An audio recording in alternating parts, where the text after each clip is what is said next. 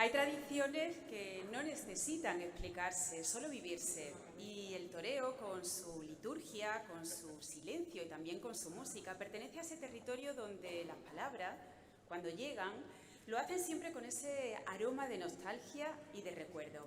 Por eso, actos como este no son solo un prólogo de la feria, son algo más íntimo. Una forma de recordar por qué seguimos acudiendo a la plaza. ¿Por qué seguimos esperando ese instante que no se repite? Ese momento en el que todo encaja y el tiempo parece detenerse. Buenas tardes, autoridades, miembros de la Junta Directiva del Círculo de la Amistad, amigos y amantes de la fiesta. Les doy la bienvenida al 35º Pregón Taurino del Círculo de la Amistad. 35 años manteniendo viva una tradición y una conversación que atraviesa generaciones.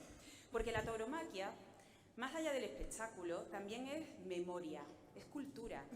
Y es una forma de mirar que muchos, la mayoría, transmiten a sus hijos y a sus nietos. Esta tarde, además, vamos a tener el privilegio de escuchar a una figura que no necesita presentación, y aunque hoy la tendrá, y de la mejor voz posible. Albert Boadella es actor, dramaturgo, creador a veces incómodo, pero lúcido. Alguien que ha dedicado su vida a observar la sociedad sobre el escenario y a no dejar indiferente a nadie. Su presencia hoy aquí no es casual. El toreo, como el teatro, comparte ese pulso entre verdad y representación, entre riesgo y belleza. Y estoy segura de que alguien como Boadella será capaz de hacernos llegar todas esas sensaciones. Y será Manuel Vázquez Silva, director de la tertulia taurina El Castoreño de esta casa, quien nos guíe en ese primer acercamiento al pregonero. Una voz autorizada, comprometida y además profundamente vinculada con el Círculo de la Amistad y a esta afición, lógicamente, que nos une a todos. La música también tendrá su lugar, de hecho ya lo ha tenido, como no, como cada año con la banda del Cristo del Amor, que hoy ha abierto este acto interpretando el bello pasodoble Nerva. Porque si hay algo que define una tarde de toros es ese diálogo entre el ruedo y el pasodoble, entre lo que sucede y lo que suena, entre la emoción y su eco. Dicen que cada aficionado guarda en la memoria pues, su propia faena perfecta. Quizá por eso seguimos acudiendo cada tarde que lo hacemos a una plaza de toros, y no tanto para verla, sino para volver a sentirla. Y esta tarde aquí, que no hay toros ni hay arena, sí hay algo muy importante, la palabra. Y cuando está en manos de quien sabe darle forma, también puede emocionar, provocar y quedarse dentro de nosotros, como esas faenas que todos recordamos. Disfrutemos pues de este pregón y sobre todo dejemos que nos recuerde por qué seguimos aquí, amando al toro y al torero y a la fiesta que ambos nos brindan. Así que damos la palabra al presentador, a Manuel Vázquez Silva, director de la tertulia taurina El Castoreño. Adelante.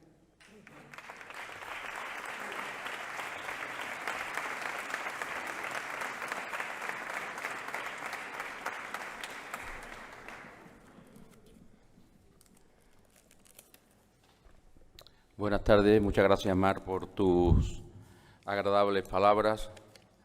En primer lugar, quisiera tener en la memoria pues, esos dos guardias civiles que han fallecido en acto de servicio.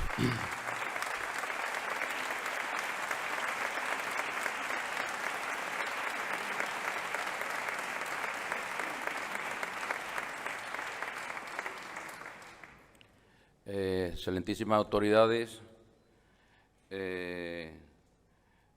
don Juan José Aguirre Muñoz, don Adolfo,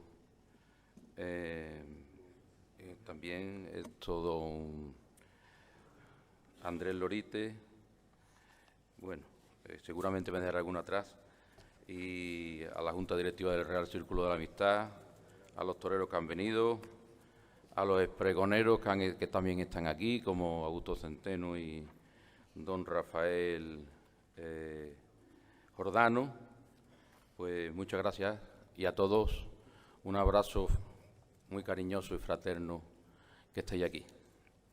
Presentar a Albert Boadella no es cualquier cosa. Albert Boadella es un actor, director y dramaturgo español desde el año 1961.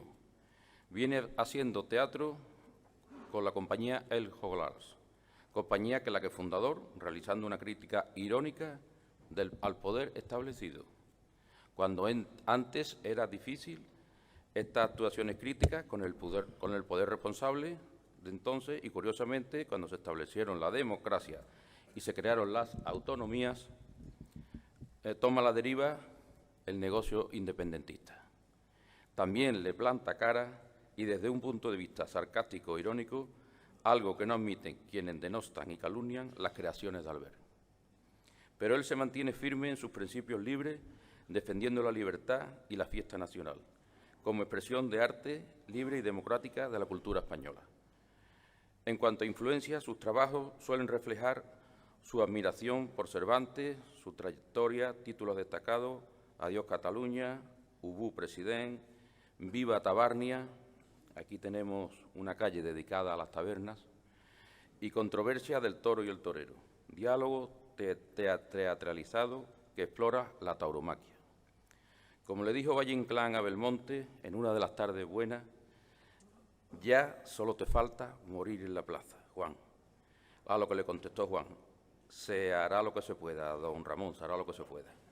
O la frase de Ignacio Sánchez Mejía, el mundo entero es una enorme plaza de toros, donde el que no torea, embiste. Ya te hemos visto, Albert, toreando en muchas plazas.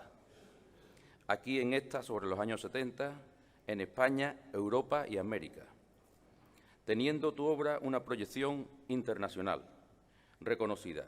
Con la obra Yo tengo un tío en América fue premiada en Edimburgo y obtuvo el premio de la Crítica Teatral de Barcelona. Así montó una obra titulada El Nacional, haciéndole una crítica sin concesiones, como era habitual en el grupo, al teatro del Estado, al teatro público y a sus subvenciones, que crean vasallaje en las compañías y en los propios actores. La obra fue premiada con el Premio Nacional de Teatro, pero finalmente el premio fue retirado por presiones políticas. Al año siguiente estrenó Ubú President, montaje que, en palabras de Boadella, definió la mediocridad de la política catalana. Como dijo Belmonte, cuando llegaron a un pueblo y vieron que un picador suyo era el alcalde y presidía la corrida, le preguntaron, ¿cómo ha llegado a serlo? Contestó Juan, degenerando.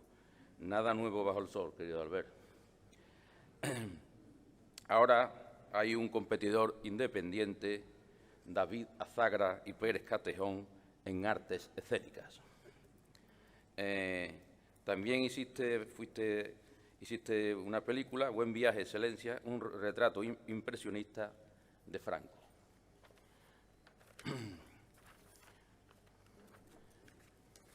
Le entregaron las medallas al mérito de las bellas artes en el mismo acto que Miguel Báez Litri y Pepe Luis Vázquez. Yo estuve presente en el acto. En el 1970 hiciste televisión, Hablamos Español en Hamburgo como actor. En el 71, La Odisea de Televisión, guión y dirección. En el 72, Terra de Escudella, guión y dirección. En el 73, Docudrama, televisión, guión y dirección. En el 74, Un son maravilla, televisión, actor, guión y dirección. En el 75, Ya somos europeos, actor, guión y dirección. En el 76, Orden especial, televisión, actor, guión y dirección. Y en el 77, Vaya día, guión y dirección. Como actor de cine, en el 99 participó en Buenaventura Durruti, anarquista, dirigida por Jean-Louis Comolli. Y en el 78, en La portentosa vida del padre Vicente, dirigida por Carlos Mira. Es el único presidente de Tabarnia que fue a visitar a Waterloo, a Puigdemont, sin estar procesado por malversación. Tienes mérito, Albert. Entonces te he dedicado una pequeña poesía que fuiste a ver a Puigdemont para hablar de libertad para el pueblo catalán. Como no le gustó, no te recibió. No había dinero que coger, entonces mucho peor. La libertad no se compra, se lucha por la verdad y se gana trabajando, demostrando a los demás que Cataluña es más libre con España y la humanidad.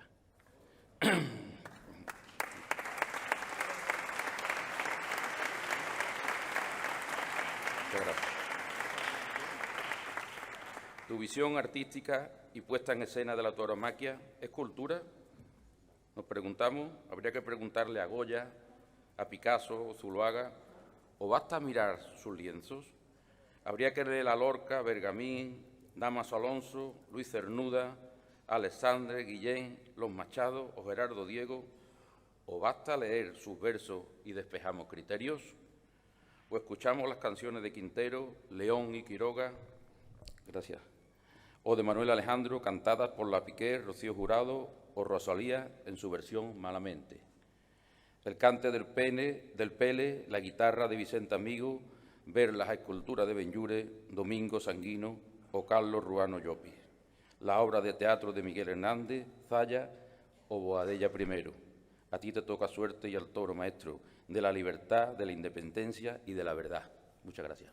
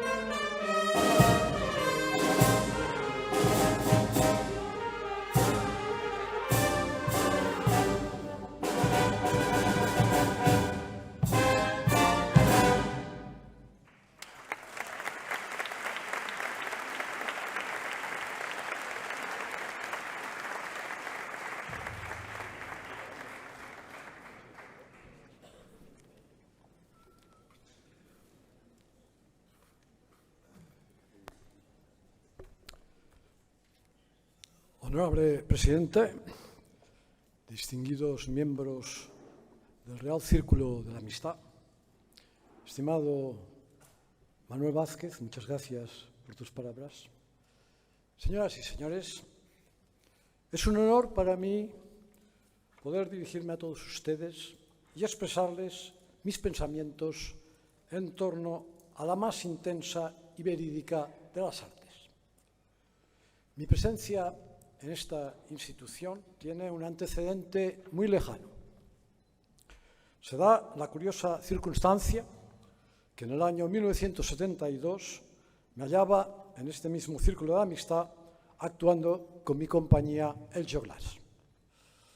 También entonces los dirigentes de esta casa tuvieron la generosidad y el coraje de invitar nuestro teatro rebelde, teatro en una época de libertades restringidas.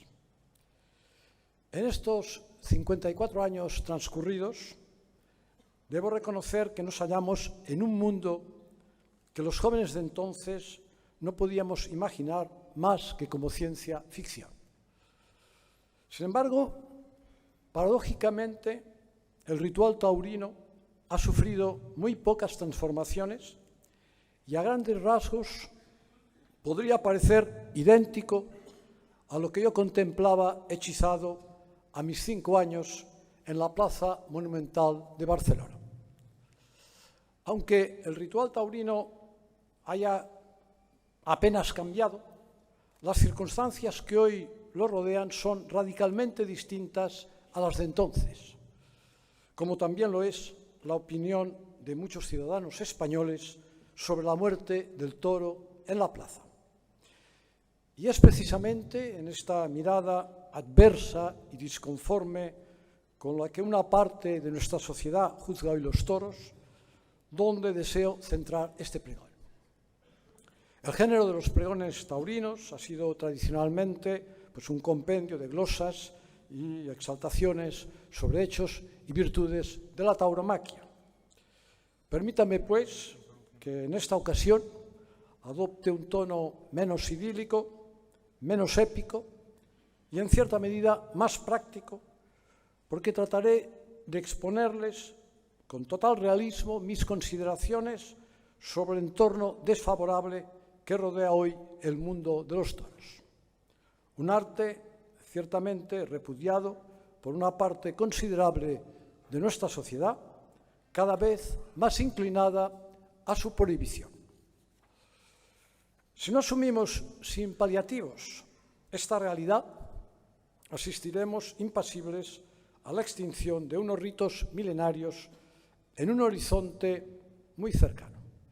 Es más, me atrevo a pronosticar que la fecha de caducidad comienza ya a planear sobre la forma actual de la corrida de toros. No es difícil imaginar, en la era de la inteligencia artificial, la imposición reglamentada de un simulacro toro-robot que elimina riesgo, sangre y muerte. Ese es el signo de nuestro tiempo: esconder lo real para hacerlo tolerable, convertir el rito en espectáculo, el riesgo en entretenimiento y la vida, con toda su crudeza, en una ficción paliativa y virtual para Instagram. Quizás ustedes, que habitan en un territorio donde esta percepción no está muy presente, debido a su fervor taurino, les puedan parecer apocalípticos mis augurios. Pero piensen que yo vivo en un rincón de España donde la desaparición y el descrédito de todo lo que tiene que ver con el mundo del toro es hoy absoluto. Y cuando digo absoluto, significa que a nadie le interesan ni las corridas ni sus protagonistas.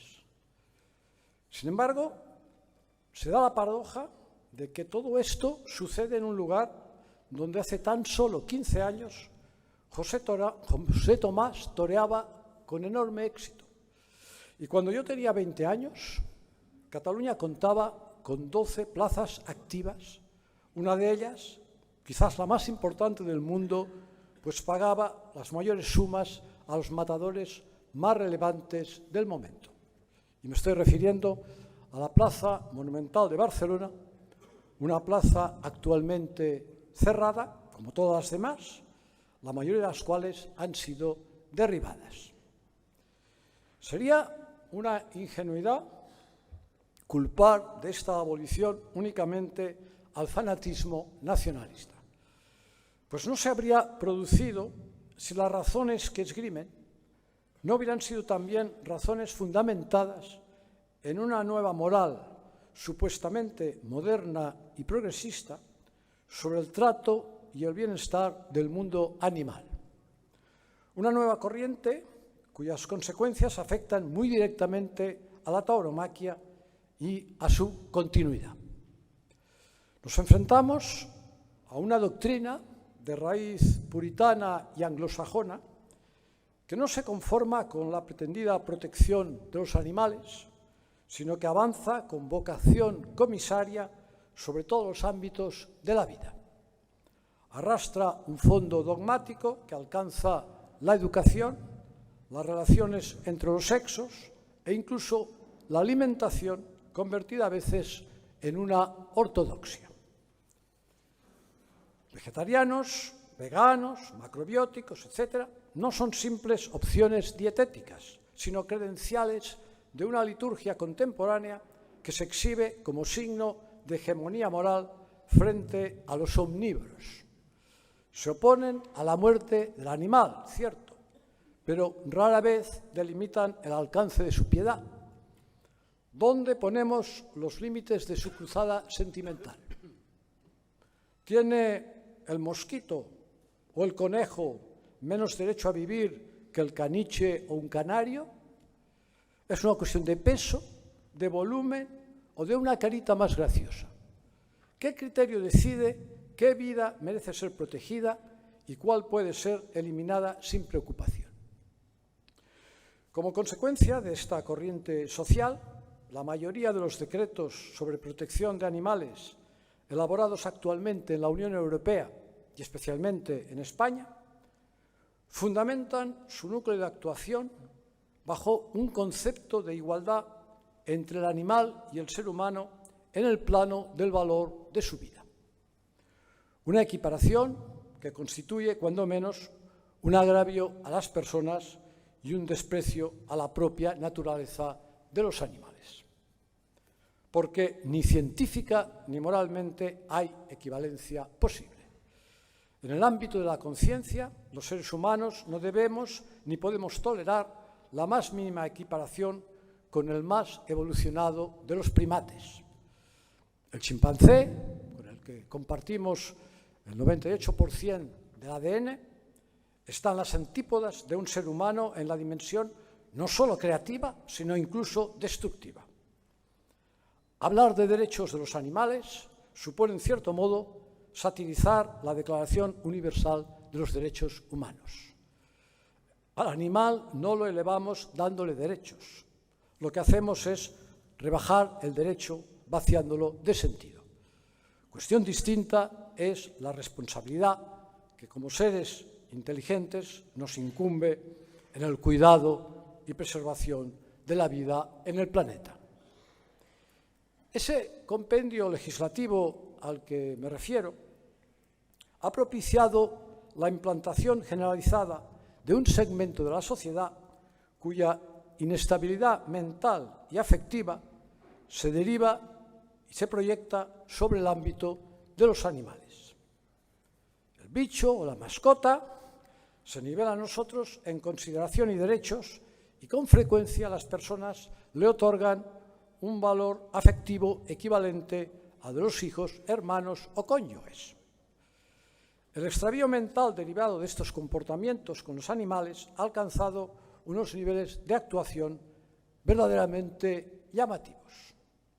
Cuidados sanitarios costosísimos, trasplantes, quimioterapia, acupuntura, clonación, psicólogos, sedación paliativa y así una larga lista de terapias, a cual más sofisticada, que anuncian un horizonte inquietante. No tardaremos en verlas incorporadas al sistema público de salud, sostenidas por el conjunto de los ciudadanos y compitiendo en las listas de espera. Porque cuando se pierde la medida en la jerarquía de valores, no solo se diluyen los límites, se subvierte el orden mismo de la razón. Y lo más preocupante es que esta deriva del sentido común ha adquirido unas dimensiones desorbitadas.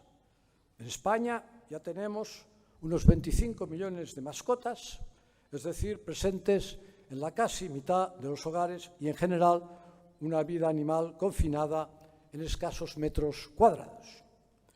Naturalmente, estos datos no implican que toda relación con los animales sea desatinada. Entiéndame bien, no quisiera que quienes de ustedes conviven con mascotas se sientan aludidos por mis palabras. Su sola presencia aquí en un pregón taurino ya demuestra lo contrario. Sin embargo, debemos reconocer que estas cifras y su correspondiente legislación allanan una tendencia y un riesgo, la de suplir las carencias afectivas entre personas mediante la relación desmedida con un animal que ha sido colocado mental y legislativamente casi a nuestro mismo nivel.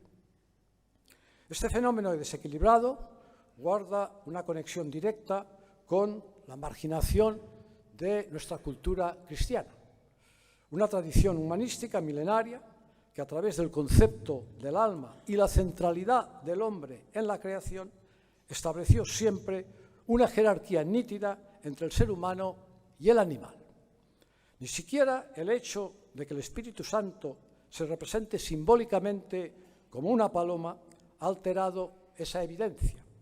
Los cristianos han seguido guisando palomas sin el menor conflicto, porque entendían que Dios puso la naturaleza y los animales a su disposición para el uso que estimaran oportuno. Todo este preámbulo, junto a los datos expuestos, pretende evidenciar el riesgo extremo que corre la supervivencia de la tauromaquia en el contexto de una sociedad configurada emocionalmente bajo esos parámetros. Una buena parte de esos millones de propietarios de mascotas, con la salvedad de los que utilizan los animales como colaboración, consideran a los aficionados taurinos poco menos que individuos sádicos entregados al disfrute de la tortura y al aplauso de un asesinato premeditado. En resumen, unos seres asociales. ¿Cómo podría aceptar el sacrificio público del toro un ciudadano ejemplar que con escrupulosa diligencia recoge en la calle los excrementos de su propia mascota? O sea, que los enemigos de la tauromaquia, que históricamente siempre existían, han alcanzado en los últimos tiempos una dimensión verdaderamente descomunal. Una dimensión apoyada en argumentos populistas, difícilmente rebatibles ante una masa alienada por una sensiblería que ya viene inducida desde la infancia.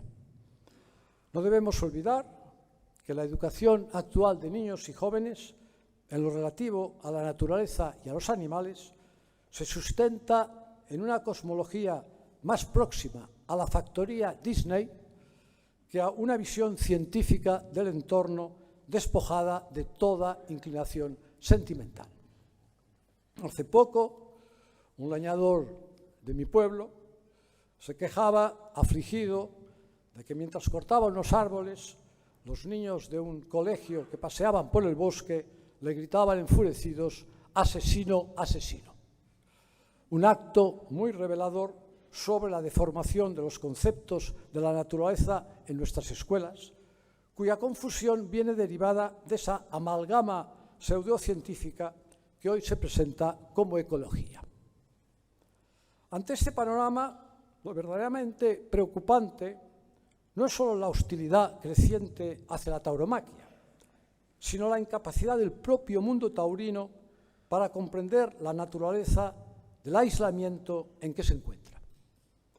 Porque no estamos ante una simple discusión estética, ni ante una disputa cultural más, sino ante un conflicto de raíz moral donde una parte muy mayoritaria de la sociedad ha decidido sustituir la complejidad de la vida por una versión sentimental, simplificada y, en muchos casos, voluntariamente ignorante de la estricta realidad. Y ahí es donde el aficionado, el ganadero o el torero quedan convertidos no en protagonistas de una tradición y un arte, sino en caricaturas morales al servicio de un relato previamente construido con el objetivo de su liquidación. No podemos olvidar que el propio ministro de Cultura de España, a quien corresponde la protección de la tauromaquia, incumpliendo su mandato, tuvo la desvergüenza de suprimir el Premio Nacional de Tauromaquia. Pero semejante exhibición de desfachatez no se habría producido de no estar seguro de que contaba con el beneplácito de una mayoría de ciudadanos que aprobaban semejante desafuero. En estas circunstancias, me aterra hoy pensar en un referéndum donde los españoles votaran toros sí o toros no. Quizá el mayor error por nuestra parte ha sido pensar que bastaba con la belleza del rito, con la verdad del ruedo o con la profundidad histórica para sostenerlo. Pero en nuestro tiempo esas razones de ámbito espiritual ya no ocupan un lugar relevante.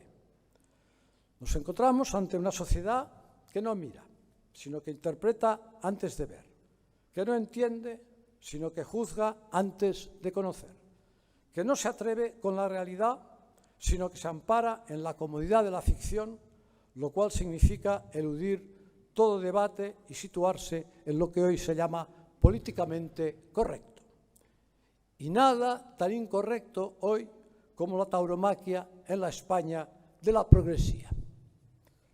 Frente a este escenario, o somos capaces de explicar y de explicarnos qué representa la tauromaquia en el contexto de la vida actual, o corremos el riesgo de que sea explicada por quienes no han pisado jamás una plaza, pero sí dominan con extraordinaria eficacia los mecanismos del sentimentalismo primario de las masas. Y ahora me permitirán que después de este somero repaso ante algunos de los riesgos que nos acechan, les proponga un cambio de tercio para plantearles cómo resistir frente a un entorno tan hostil. Con toda franqueza, debo decirles que, en mi opinión, nos quedan pocas posibilidades en esta senda a contracorriente, pero seguimos teniendo lo más esencial: la libertad. La libertad simple, desnuda, sin pretextos ni justificaciones. La misma libertad que tiene un ciudadano para matar un venado y zampárselo. La misma que le permite elegir entre una película porno y una obra de Shakespeare. La misma que empuja a los hombres a escalar una montaña aún sabiendo que en ello puede dejar la vida. La misma libertad que permite a los ciudadanos protestar públicamente contra las corridas de toros. Esa es nuestra libertad y nuestra resistencia. En la defensa de la tauromaquia no basta el argumento social de los puestos de trabajo, ni el ecológico de la desaparición del toro bravo sin corridas, ni el medioambiental sobre la muerte de las dehesas sin ganaderías. Ni tan solo la tradición significa un argumento incuestionable. Todo eso puede ser real, pero es subsidiario y nunca será razón admisible para los adversarios de los ritos taurinos. La tauromaquia se sostiene y debe sostenerse por una razón esencial y más determinante, porque un hombre libre tiene derecho a elegir sus ritos, sus emociones y también sus riesgos. Ningún poder público puede legítimamente coartar ese derecho primario en función de modas o consignas. Ante ello, no debemos inclinar la cabeza. No tratemos de especular y debatir sobre si el toro sufre más o menos con la suerte de varas. No pongamos por delante que si Goya y Picasso pintaron temas taurinos o Lorca escribió a las 5 de la tarde. Eso es colocarnos a la defensiva. Tampoco se trata de pasar al ataque, no. Simplemente nosotros, los taurinos, sin vacilaciones, sin complejos, inmóviles en el centro de la plaza como don Tancredo. Los toros no son ni pueden ser un debate para la Sexta, como no debatimos la belleza del Partenón ni de la Capilla Sixtina. De una vez por todas, el aficionado taurino debe ser consciente de que ahora forma parte de la resistencia. La resistencia frente a una masa que desprecia cualquier dimensión espiritual de aquello que no comprende. La resistencia a la hipocresía de una sociedad que no quiere saber la historia de una morcilla. La resistencia al infantilismo social que sueña con un mundo sin conflicto, sin herida, sin la presencia de la muerte. Resistencia a la desnaturalización del hombre, olvidando que también somos instinto, riesgo y violencia. Resistencia al espectáculo blanqueado y a esa cultura que lo dulcifica todo hasta volverlo irrelevante. Resistencia a la ignorancia histórica, a juzgar con los ojos de hoy lo que nació en la hondura del tiempo. Y sobre todo, resistencia a la pérdida del sentido trágico de la vida, esa conciencia de límite, de muerte y de impulso por la belleza que hizo al hombre algo más que un simple consumidor de bienestar. Por eso, señoras y señores, el aficionado no es un nostálgico del pasado. Es a veces, sin saberlo, un pertinaz resistente al pánico actual, a disentir de esa gran masa que ha blindado la discrepancia. Miren, yo he conocido, por razón de mi oficio, no solo todos los públicos teatrales de España, sino de Europa, Estados Unidos y de Hispanoamérica. Pues bien, les puedo asegurar que el mejor de estos públicos no tiene comparación con el público de toros. No existe un espectador en el mundo que encarne mejor la libertad. El público taurino es crítico, apasionado, diverso, ocurrente, irreductible, exigente, feroz y, ante todo, libre. Libre para aplaudir, protestar y juzgar sin intermediarios ni consignas. Es, en su forma más pura, la expresión natural de la democracia.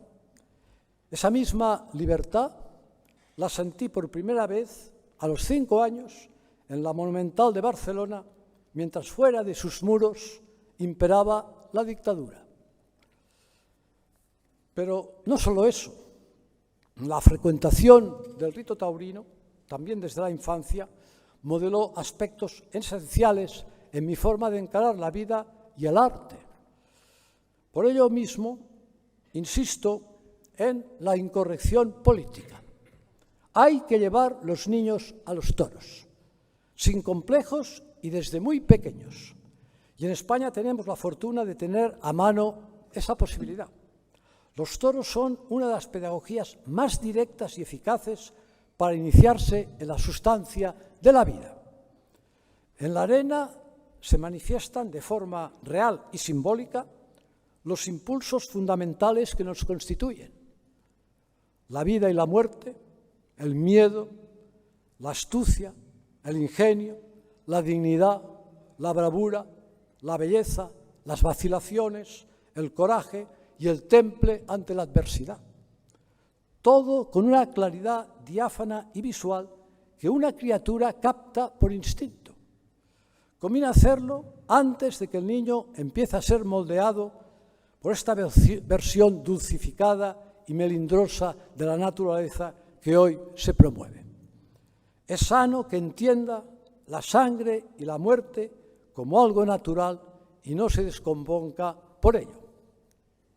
Admito que lo que acabo de decir y de expresar irrita a buena parte de los pedagogos modernos entregados a una doctrina de sobreprotección que concibe al niño como un ser débil y desválido.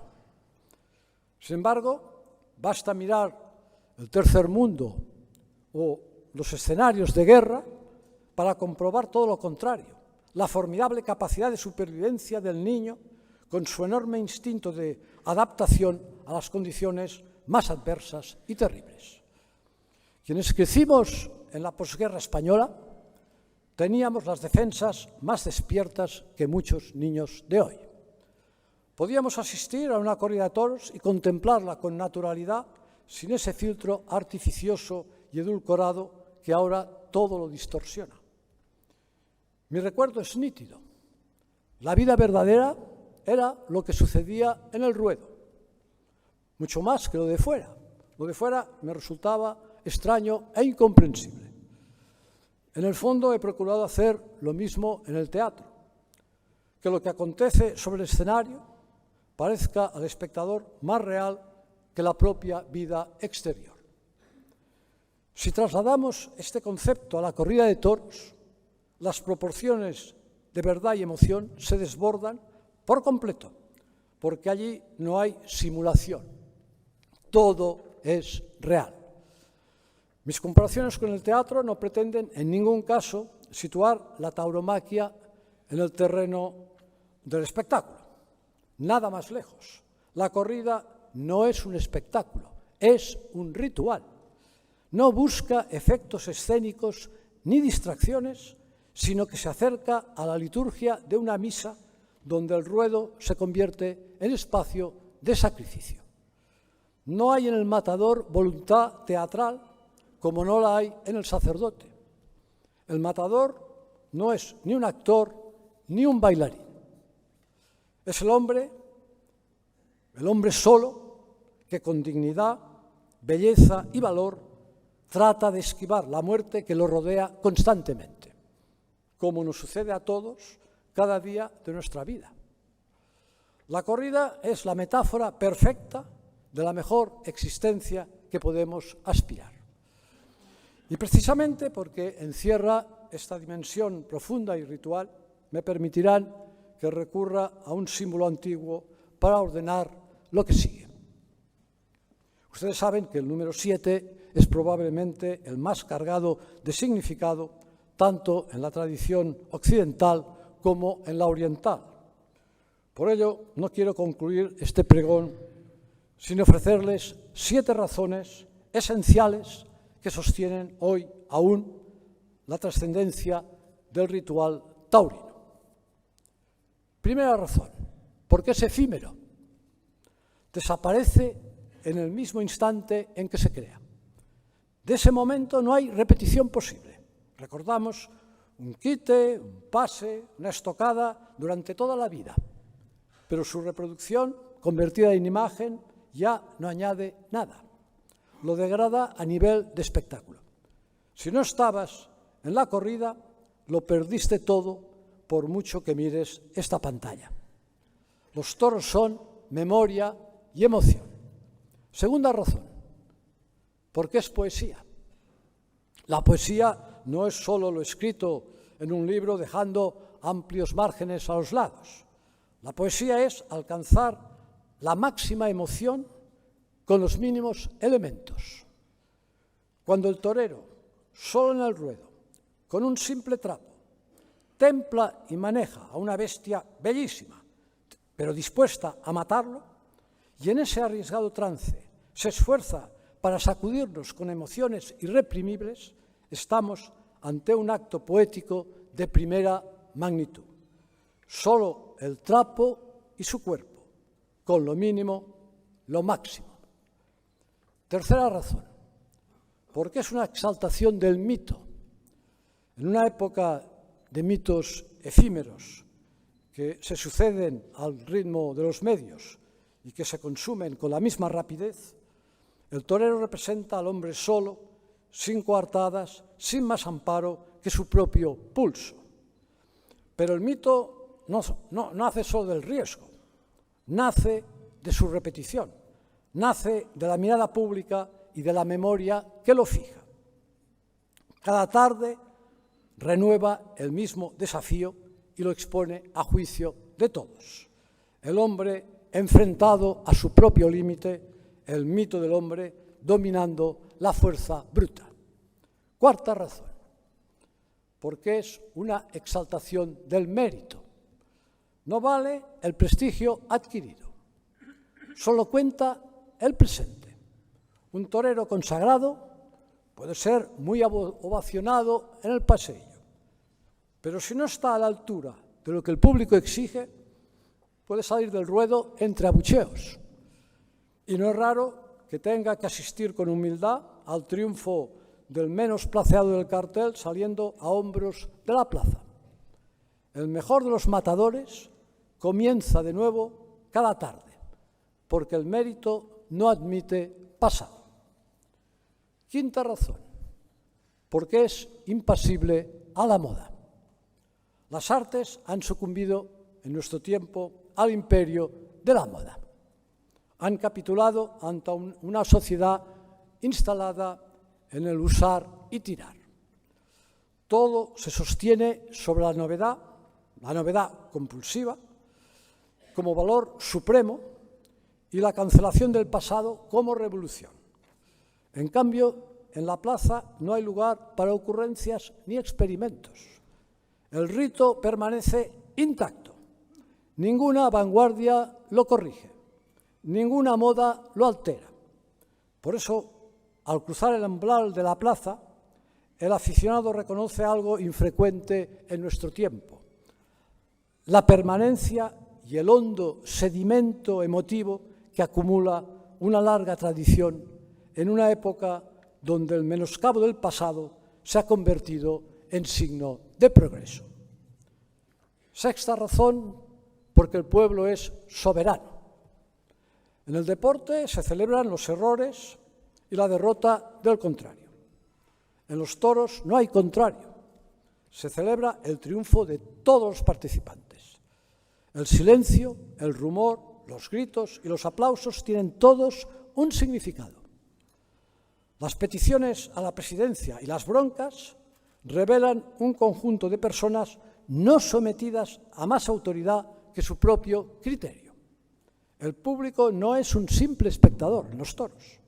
El vamos, venga, bien, olé, son aportaciones del aficionado que marcan las pautas rítmicas de una faena, lo que en música se llama un continuo, intervenciones sonoras que influyen decisivamente en los impulsos del matador, porque en los toros el pueblo no asiste, decide. Séptima y última razón, porque tenemos los antitaurinos. Como he venido diciendo, los tenemos en una proporción mayor que nunca. Y eso precisamente nos obliga a profundizar nuestras razones y a enfrentarnos también a nuestras propias dudas.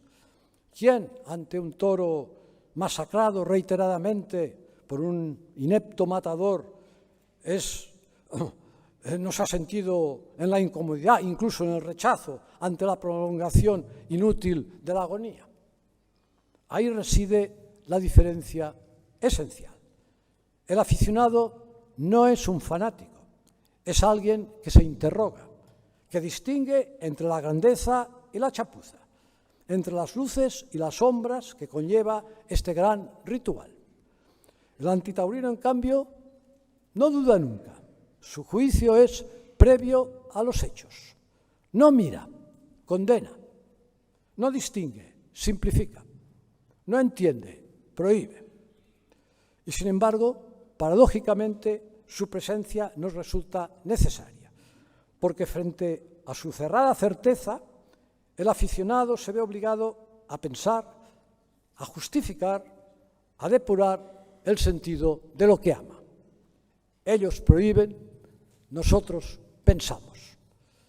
Y ahora, como es de rigor en un pregón taurino, pues les exhorto a gozar de la feria en la espléndida plaza de los Califas. Allí, la sola visión del albero encenderá destellos fugaces de aquellos míticos diestros del pasado que hoy habitan el Olimpo. Y aquí, como no recordar al mítico Manolete. Acudiremos sin apetitos violentos ni deseos sangrientos. sino movidos por ese impulso que empuja al hombre hacia la belleza y el arte. Es el mismo aliento que en todas las culturas conduce al ser humano hacia las ansias de un Dios. Y en esa quimérica aspiración, el torero, cual sacerdote de tiempos remotos, es capaz de acercarnos por unos instantes a la intangible sensación de lo divino. Ciudadanos de Córdoba, todo está dicho. ¡Viva España taurina!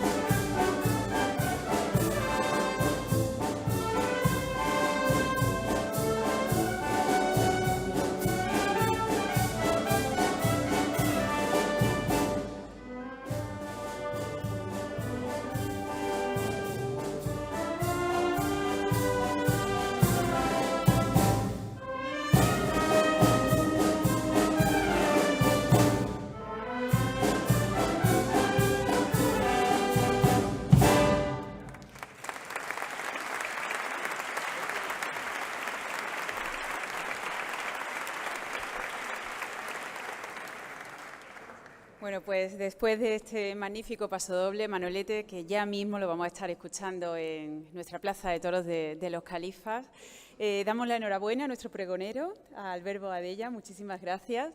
Y a esta hora de la tarde, para despedirnos y para animarnos a disfrutar de la fiesta de los toros, vamos a dar la palabra al presidente del Círculo de la Amistad, Nicolás de Bari Millán, por favor, al escenario. Gracias.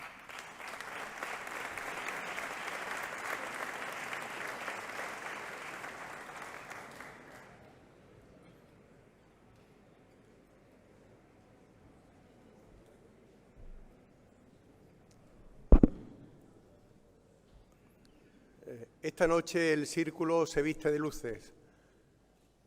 Escribe una página importante de su historia, página que quedará en la hemeroteca y sobre todo quedará en nuestra retina, que no olvidaremos esta noche. Esta noche el Círculo se gusta. Querido presidente del Parlamento andaluz, estimadas autoridades, queridos socios e invitados que nos acompañáis, muchas gracias por vuestra asistencia, muchas gracias por acudir a esta convocatoria que tanto hemos disfrutado.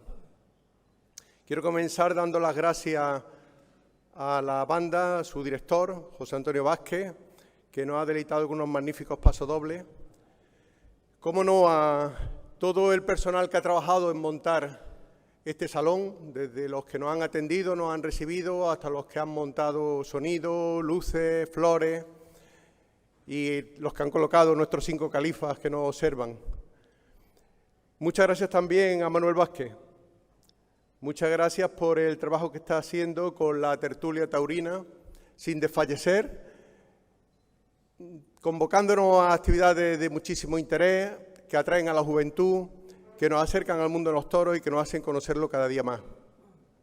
Muchas gracias a quien ha conducido este acto, a Mar Rodríguez, siempre con su elegancia, con su buen hacer y de una manera, con una maestría inigualable. Y del pregonero no sé qué decir, porque gracias es poco, es admiración, es respeto. Él ha sido como es, honesto, íntegro, sincero y libre. Algo que tiene una importancia tremenda, porque desgraciadamente no encontramos muchas personas que reúnan estas cualidades, independientemente que se pueda compartir con ellos, con las personas que son así, más o menos, pero desde luego son admirables. Manifiestan lo que piensan, no tienen ningún tipo de atadura y saben que desde la corrección cualquier planteamiento es posible. Muchas gracias, nos ha dejado unas reflexiones que yo creo que serán objeto de debate entre nosotros mucho tiempo. Tendremos mucho en lo que pensar, un diagnóstico que podríamos considerar pesimista, pero bueno, si sabemos que los toros han llegado a estar prohibidos por un papa, todo lo demás es poco. Es cierto que hay que aumentar el conocimiento de aquellas personas que no lo tienen, porque lo que se desconoce es que no hay nadie que ame más a un toro que un torero. Toreros, ganaderos, empresarios y público aman a los toros, no los odian, ni los quieren ver muertos, los quieren ver bravos, luchando en el ruedo. Hoy, en el Círculo, se ha hecho un pregón, se ha exaltado, se ha cantado a la fiesta de los toros, a la fiesta de los toros de Córdoba, pero no solo a ella. Se ha cantado los toros desde Nimes hasta Huelva, desde Bilbao hasta Melilla, desde México hasta Las Palmas de Mallorca, Cantamos a los toros porque son parte de nosotros, son parte de nuestra esencia. Son sentimientos, son emoción, pero también son razón. Son misterio, pero también es verdad. Es liturgia que guía cualquier acto de la plaza y que nos sirve de enseñanza para toda una vida. ¿Por qué el Círculo está en su 35º pregón y continúa haciéndolo? Se ha hecho mención a la cultura. Manuel Vázquez ha hecho una referencia muy completa de cómo el mundo de las letras recoge la poesía, la literatura, el cine, la música, también la ciencia, hasta las matemáticas, la veterinaria, la medicina, todo está impregnado de los toros. Por tanto, la cultura es el rasgo principal de la fiesta de los toros. Esos son hechos, independientemente de los hechos, la ley también recoge el patrimonio cultural que suponen los toros, desde el BOE hasta la ley andaluza que lo desarrolla. Pero sobre todo, los toros están presentes en nosotros más allá de lo que percibimos. Están presentes desde que somos niños. Conforman nuestra identidad. Y si algún día perdemos nuestra identidad, no sabremos quiénes somos. Buenas noches.